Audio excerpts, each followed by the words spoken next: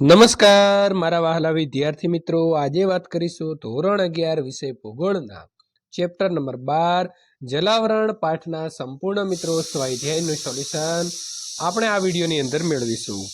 એ પહેલા જો ચેનલની અંદર પ્રથમ વખત આવ્યા છો તો મિત્રો ચેનલને ખાસ સબસ્ક્રાઇબ કરી દેવી। પ્રશ્ન નંબર 1, નીચેના પ્રશ્નોના સવિસ્તાર ઉત્તર લખો। પહેલું છે મિત્રો, સમુદ્રના તાપમાનને અસર કરતા પરિબળો જણાવી અને વિગતે ચર્ચા કરો। તો સમુદ્રનું તાપમાનમાં કઈ કઈ વસ્તુ અસર કરે છે તે આપણે આ પ્રશ્નના જવાબમાં શીખવાના છીએ। સમુદ્ર જળનું તાપમાન એ તેનો મહત્વનો ભૌતિક ગુણધર્મ છે। સમુદ્ર જળ મુખ્યત્વે સૌર વિકિરણોથી ગરમ થાય છે અને સૂર્યના કિરણો સમુદ્રની અંદર આશરે 200 મીટરથી પણ વધારે ઊંડાઈએ પ્રવેશી શકતા નથી। તેથી સામાન્ય રીતે સમુદ્રની ઉપરલી સપાટી જે છે તે વધારે ગરમ હોય છે અને સમુદ્રનો નીચેનો ભાગ મોટા ભાગે મિત્રો ઠંડો રહે છે। મહાસાગરની સપાટીનું સરેરાશ તાપમાન આશરે 17 ડિગ્રી જેટલું હોય છે। હવે વાત કરીશું કયા કયા મહત્વના જે ટોપિક છે ભાગ ભજવે છે। તો સૂર્યની કોણીય લંબાઈ, સમુદ્રના ભૌગોલિક સ્થાન, વિસ્તાર અને તેનો આકાર, પવનો, સમુદ્રના પ્રવાહો, સમુદ્ર તળનું ભૂપૃષ્ઠ વગેરે પરિબળો સમુદ્રના તાપમાનને અસર કરે છે અને તેને આપણે વિગતવાર સમજીએ। સૂર્ય કિરણોની કોણીય લંબાઈ, તો વિષુવવૃત્તીય વિસ્તાર પરના મહાસાગર પર સૂર્યના કિરણોની કોણીય લંબાઈ ઓછી હોવાથી સપાટીનું તાપમાન વધુ હોય છે, જ્યારે ધ્રુવીય પ્રદેશો ઉપર તેની કોણીય લંબાઈ વધારે હોવાથી કિરણો વધુ અંતર કાપી સમુદ્રની સપાટી સુધી પહોંચે છે। આથી ધ્રુવીય પ્રદેશો, ધ્રુવીય પ્રદેશ પરના મહાસાગરના સપાટીનું તાપમાન કેવું હોય છે? ઓછું હોય છે। સામાન્ય રીતે જો વાત કરીએ તો વિષુવવૃત્તથી ધ્રુવો તરફ જતા મહાસાગરની સપાટીના પાણીના તાપમાન ઘટતા જાય છે અને આશરે દર અક્ષાંશે 0.5 સેલ્સિયસના દરે આ તાપમાન ઘટે છે। હવે વાત કરીશું સમુદ્રના ભૌગોલિક સ્થાન, વિસ્તાર અને તેનો આકાર। તો બંધિયાર અને સીમાંત સમુદ્રના તાપમાન પાસેના ખુલ્લા સમુદ્રનો તાપમાન કરતાં ઊંચા કે નીચા હોય છે। એનો આધાર સાગર, મગ્ન પર્વતમાળા અને કિનારાના ભૂમિખંડો ઉપર છે। દાખલા તરીકે રાતો સમુદ્ર રણ પ્રદેશથી ઘેરાયેલો હોવાથી તેનું તાપમાન ઊંચું રહે છે અને બાલ્ટિક સમુદ્ર આસપાસના ભૂમિખંડોની અસર હોવાથી તેનું તાપમાન નીચું રહે છે। હવે વાત કરીશું પવન। તો ઉત્તર પેસિફિક અને ઉત્તર એટલાન્ટિક મહાસાગર ઉપર ભૂમિખંડો પરથી વાતા પવનો શિયાળાના ઠંડો પવનોના લીધે તેનું તાપમાનમાં વાર્ષિક તફાવત 18 સેલ્સિયસ જેટલો મિત્રો નોંધાયો છે। હિન્દ મહાસાગર પર ઉનાળાની અંદર વાતા નૈઋત્ય કોણીય મોસમી પવનો સમુદ્ર જળના તાપમાનની અંદર વધારો કરે છે, જ્યારે શિયાળામાં ભૂમિખંડો પરથી વાતા ઈશાન કોણીય મોસમી પવનો સમુદ્ર જળના તાપમાનમાં પણ ઘટાડો કરે છે।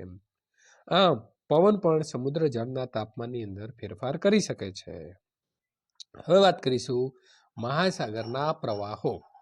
તો મહાસાગરના તાપમાન ઉપર પ્રવાહોની અસર વર્તાય છે। ગલ્ફ સ્ટ્રીમનો ગરમ પ્રવાહ એટલાન્ટિક મહાસાગરની સપાટીના તાપમાનમાં વધારો કરે છે, જ્યારે લાબ્રાડોરનો ઠંડો પ્રવાહ તાપમાનની અંદર ઘટાડો કરે છે। આમ આટલા બધા પરિબળો સમુદ્રના તાપમાનની અંદર ફેરફાર કરી શકે છે। હવે વાત કરીશું નંબર 2, એટલાન્ટિક મહાસાગરની પ્રવાહો વિસ્તારથી સમજાવો। તો એટલાન્ટિક મહાસાગરની અંદર વિષુવવૃત્તીય ગરમ પ્રવાહ અને દક્ષિણ વૃત્તીય ગરમ પ્રવાહ ઉત્પન્ન થાય છે અને બંને પ્રવાહો શરૂઆતની અંદર પૂર્વથી પશ્ચિમ તરફ વહે છે। ઉત્તર વિષુવવૃત્તીય પ્રવાહ, આ ગરમ પ્રવાહ શરૂઆતની અંદર પૂર્વથી પશ્ચિમ તરફ વહે છે, જ્યારે ફ્લોરિડા નજીક આ પ્રવાહ ફંટાઈને ઉત્તર પૂર્વ દિશાની અંદર આગળ વધે છે। અહીં તે મેક્સિકોના અખાતમાં પ્રવેશે છે અને તે અખાતી પ્રવાહ કે ગલ્ફ સ્ટ્રીમ તરીકે ઓળખાય છે। કેનેડા પાસે તેને લાબ્રાડોરનો ઠંડો પ્રવાહ મળે છે અને અખાતી પ્રવાહનો એક ફાંટો ન્યૂફાઉન્ડલેન્ડથી આગળ પૂર્વ તરફ વધે છે અને તે પશ્ચિમ યુરોપીય કિનારા આગળ 2 શાખાની અંદર વહેંચાઈ જાય છે। એમાંની એક શાખા ઉત્તરના આઇસલેન્ડ અને નોર્વે તરફ જાય છે અને જે બીજો એનો ફાંટો છે, બીજી શાખા છે, એ યુકેના કાંઠા તરફ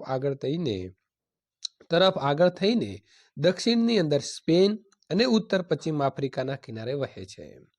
આ પ્રવાહ કેનેરી પ્રવાહ તરીકે પણ ઓળખાય છે અને છેવટે તે ઉત્તર વિષુવવૃત્તીય પ્રવાહમાં ભળી આખું ચક્ર પૂર્ણ કરે છે અને આ ઠંડો પ્રવાહ છે.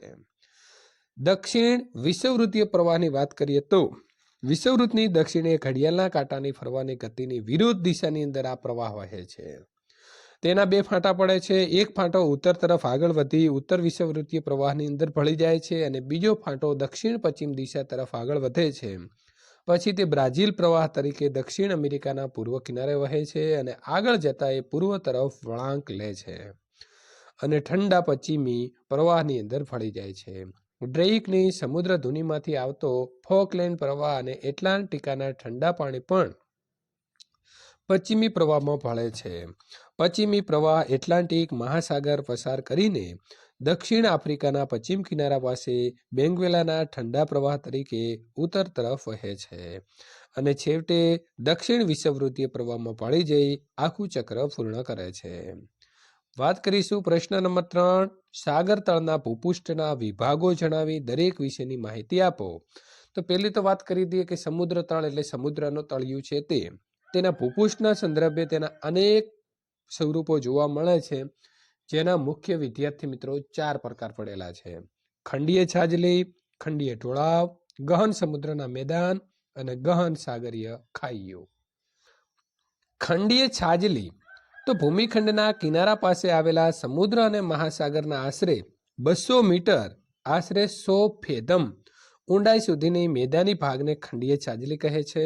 કુલ સમુદ્ર તળના લગભગ 85% વિસ્તારની અંદર ખંડીય છાજલી આવેલી છે. કિનારાથી સાગર તરફનો ઢોળાવ ક્રમશઃ ધીમે ધીમે વધતો જાય છે અને આ ખંડીય છાજલીની પહોળાઈમાં ઘણો તફાવત જોવા મળે છે. દક્ષિણ અમેરિકાના પશ્ચિમ કાંઠે ખંડીય છાજલીની પહોળાઈ 15 થી 20 કિલોમીટર છે અને આફ્રિકાના પૂર્વ કિનારે તેની પહોળાઈ 80 થી 120 કિલોમીટર છે.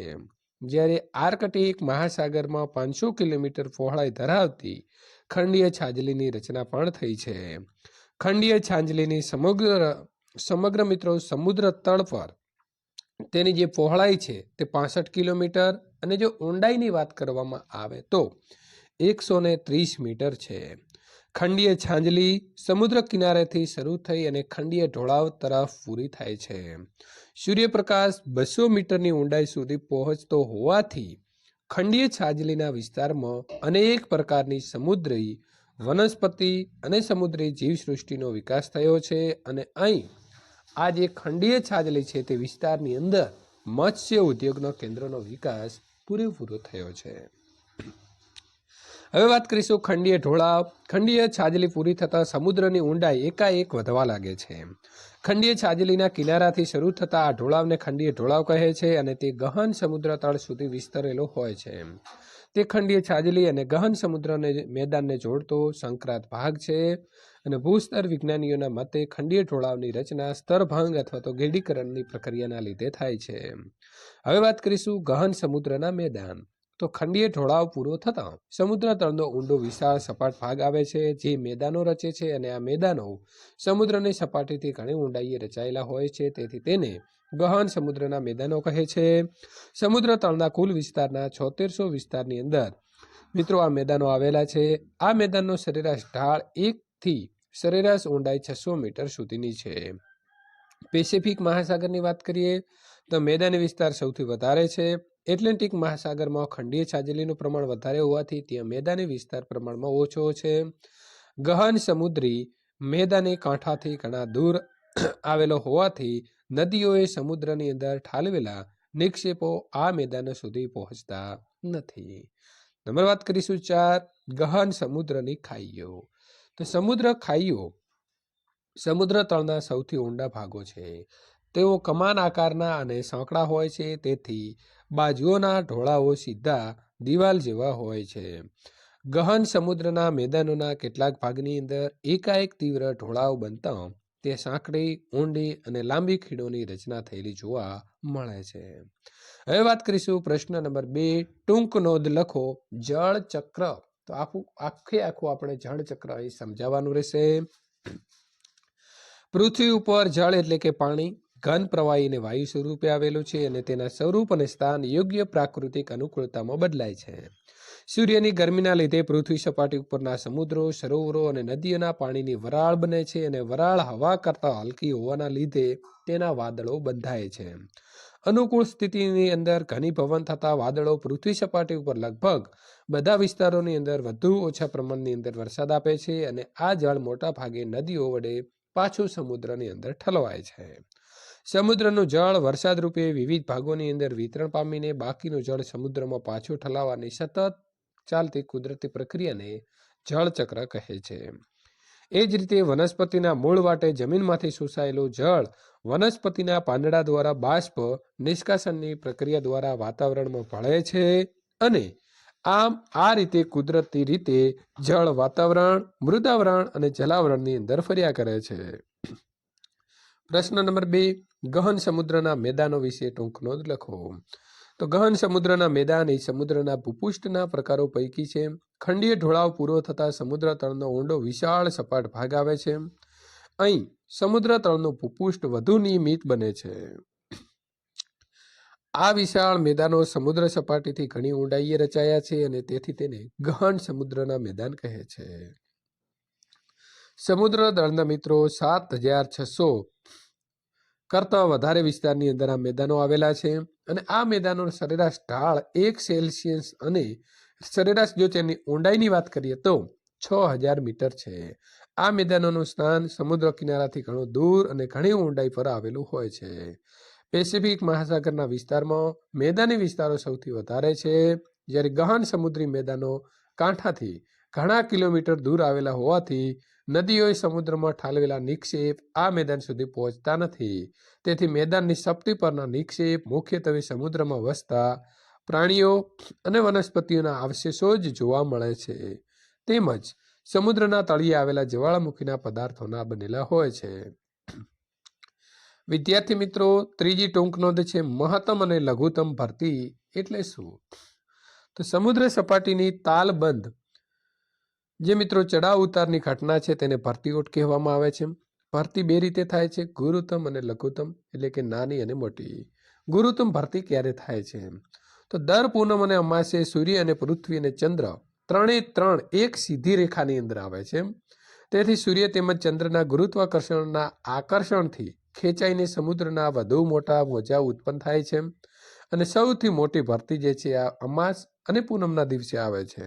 તો આ ભરતીને ગુરુત્તમ ભરતી કહે છે. લઘુત્તમ ભરતી ચંદ્રમાસના 7મ 8મ ના રોજ સૂર્ય અને પૃથ્વી, મિત્રો અહીં 8મ કરી દેજો, 8મ પૃથ્વી સાથે ચંદ્ર કાટખૂણે આવે છે અને તેથી તેના ગુરુત્વ બળની અસર ઓછી હોય છે. આના લીધે જે મોજા છે ઉછળે છે પરંતુ નાના ઉછળે છે, તેથી નાની ભરતી આવે છે અને તેને મિત્રો લઘુત્તમ ભરતી કહે છે. મોટા ભાગના સમુદ્ર કિનારા ઉપર પ્રત્યેક દિવસની અંદર 2 વાર ભરતી અને 2 વાર ઓટ આવે છે. તેને અર્ધ દૈનિક ભરતી કહે છે. દિવસમાં 1 જ વાર ભરતી આવતી હોય તેવી ભરતીને દૈનિક ભરતી કહે છે. મેક્સિકોના અખાત અને પશ્ચિમ ઓસ્ટ્રેલિયાના કિનારે દિવસની અંદર 1 વાર ભરતી આવે છે. ગુજરાતના ઓખાના દરિયાની અંદર 2.5 મીટર જેટલા ઊંચા ભરતીના મોજા જે છે તે ઉદ્ભવે છે, જ્યારે કેનેડાના ફંડીના અખાતમાં ભરતીના મોજા 15 થી 20 મીટર જેટલા ઊંચા જે છે તે મિત્રો અનુભવાય છે, જે વિશ્વની અંદર સૌથી ઊંચા મોજા જે છે તે મિત્રો ગણાય છે. ભરતીનું મહત્વ. તો ભરતી આપણને ઘણી ઉપયોગી છે, જે નીચે મુજબ છે. ઘણા સ્થળે ગુરુત્તમ ભરતી સમયે મોટા જહાજો કિનારા સુધી લાવી શકાય છે. નદીઓના મુખ નજીક આવેલા બંદરમાં ભરતી વખતે જહાજ અંદર તરફ આવે છે અને ઓટ વખતે બહાર જાય છે. ભરતી ઓટના સમય પ્રમાણે માછીમારો દરિયામાં જવા આવવાનું આયોજન કરે છે. ભરતી ઓટના કારણે સમુદ્ર કિનારા અને બારાઓ સ્વચ્છ રહે છે. ભરતીના પાણીમાં પ્રચંડ શક્તિ સમાયેલી છે, તેમાંથી વિદ્યુત પણ ઉત્પન્ન જે છે તે કરી શકાય છે. ફ્રાન્સ, US અને રશિયા ભરતી શક્તિમાંથી વિદ્યુત છે મિત્રો, અહીં વિદ્યુત શક્તિ જે છે તે પેદા કરે છે. ભરતીના પાણી સમતલ કિનારા તરફ વાળી મીઠું પણ પકવવામાં આવે છે. આમ આ રીતે ભરતીનું આપણા માટે ખૂબ મહત્વ રહેલું છે. નંબર 5, મહાસાગરના પ્રવાહોની અસરો. તો નિશ્ચિત દિશાની અંદર ચોક્કસ તાપમાને નિયમિત રીતે વહેતા મહાસાગર જળના વિશાળ જથ્થાને મહાસાગરના પ્રવાહ કહે છે.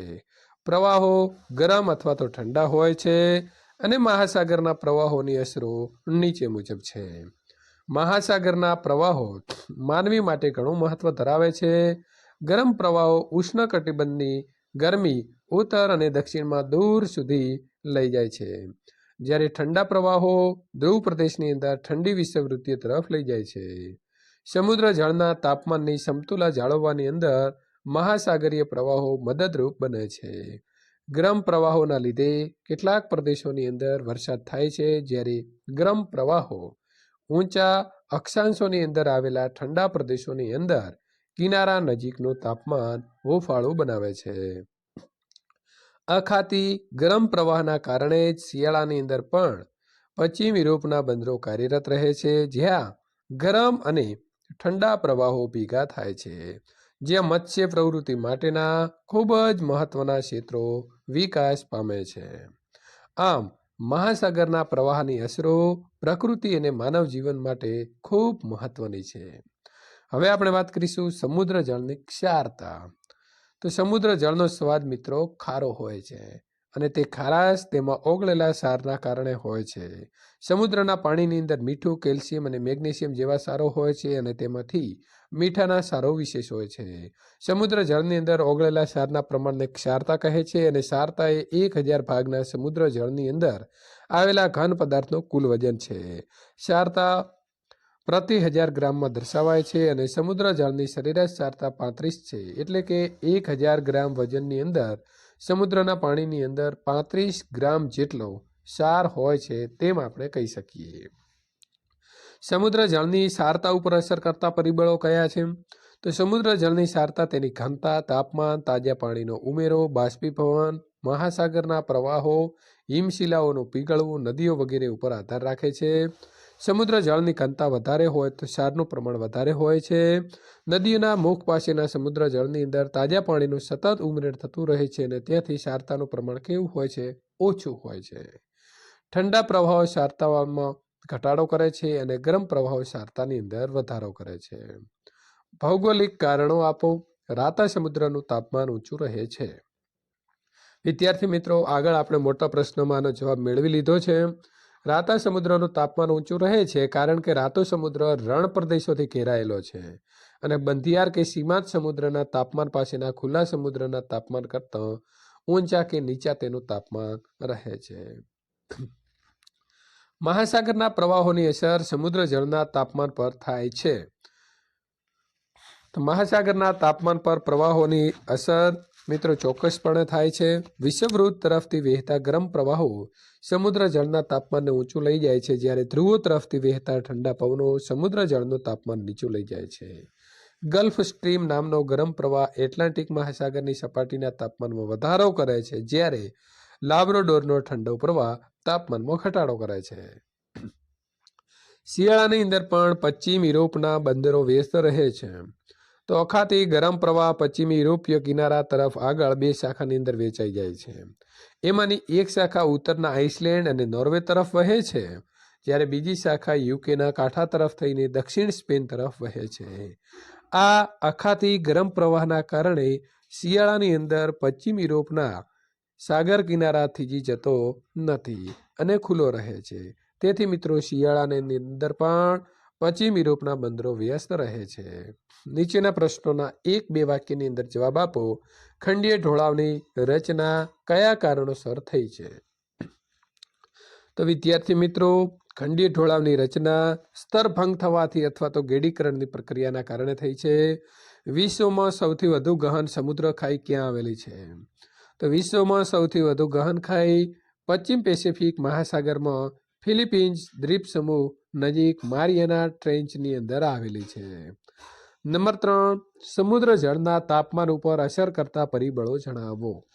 તો સૂર્યની કોણીય લંબાઈ, સમુદ્રના ભૌગોલિક સ્થાન, વિસ્તાર અને આકાર, પવનો અને મહાસાગરના પ્રવાહોનો મિત્રો અસર જે છે તે થાય છે. વિશ્વમાં સૌથી ઊંચા મોજા ક્યાં અને કેટલા ઉછળે છે?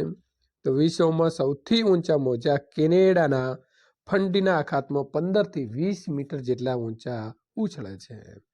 વિશ્વમાં સૌથી મોટી ઘોડા ભરતી ક્યાં આવે છે? તો વિશ્વમાં સૌથી મોટી ઘોડા ભરતી ચીનમાં આવેલી ક્વિયાનટાંગ નદીની અંદર હોંગેજાઉ પાસે આવે છે। ત્યાર પછી મિત્રો તમારે અહીં સાચો વિકલ્પ લખવાનો હતો। પૃથ્વી સપાટીના કેટલા ટકા ભાગ ઉપર પાણીનું આવરણ આવેલું છે? તો 71% સી। સમુદ્ર તળ ભૂપૃષ્ઠના કયા ભાગ ઉપર સૂર્યપ્રકાશ જે છે તે મિત્રો પહોંચી શકે છે? તો ખંડીય ઢોળાવ। નંબર 3, કયા મહાસાગરના કાંઠે ખંડીય છાંજલીની પહોળાઈ સૌથી વધારે છે? તો આર્કટિક મહાસાગર। વિશ્વમાં સૌથી વધુ ગહન સમુદ્ર ખાઈ કઈ છે? તો આવશે મિત્રો મારિયાના ટ્રેન્ચ।